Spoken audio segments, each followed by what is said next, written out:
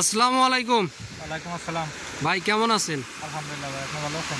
জি ভাই ভালো আছি। ভাই আপনার মুখ থেকে কিছু মালদ্বীপ সম্পর্কে তথ্য জানতে চাই। জি ভাই বলেন। ভাই এই বাংলাদেশ থেকে কেউ যদি ফ্রি বিষয়ে মালদ্বীপ আসে তাহলে কি এখানে এসে কাজ পাওয়া যাবে?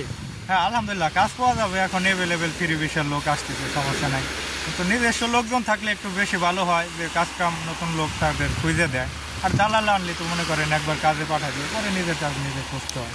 মানে দালালে আনলে দালালে কোনো কাজ দেখে দিবে না? দিবে, সে একবার কাজে পাঠাবে, তারপরে মনে করেন যে কাজ না থাকলে নিজেরটা নিজে খুঁজতে হয়। আর নিজস্ব লোকজন থাকলে সেটা ভালো হয়।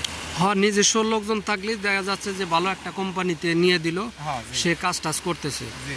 তো যাই হোক ভাই, আর একটা বিষয় জানি যে ফ্রি বিষয়ের যে লোকগুলো এদেশে কাজ করে পুলিশে ধরে না? ভাই অনেক সময় কাগজপাতি থাকলেও ধরে, ইয়ে সব দেশেই হয়। কিন্তু কাগজপাতি ঠিক থাকলে ভাই সমস্যা নাই, যদি ভিসা ধাক্কায় রাখে সমস্যা নেই। আমি একটু শুনলাম মালদ্বীপ নাকি মানে কাগজপত্র ছাড়াও থাকা যায়, এটা কতটুকু সত্য আসলে একটু যদি বলেন। এটা ভাই আগে থাকতো, ইদারিং মানে সেই পদের পরিস্থিতি নাই, হয়তো এখনো দু একজন আছে, কিন্তু এটা ভাই রিস্ক। কিন্তু সবচেয়ে ভালো কাগজপাতি ঠিক রাখাটা। কাগজপত্র ঠিক রাখাটা সবচেয়ে ভালো। জি ভাই। তো ফ্রি বিষয়ে যদি কেউ আসে ভাই, আইসে এখানে কাজ করলে মোটামুটি কিরম টাকা বাড়াইতে পারবে বাংলাদেশে যদি একটু বলেন, লেবারে যদি কেউ আসে আর কি?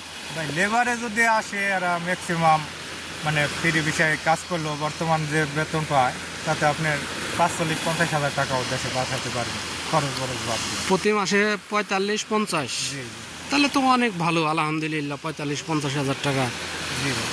ফ্রি বিষয়ে আসলে কত টাকা লাগে এটা কি জানা আছে আপনার? এটা ম্যাক্সিমাম ভাই আপনার ৪.৫ লক্ষ টাকা হিসাব করতে হবে।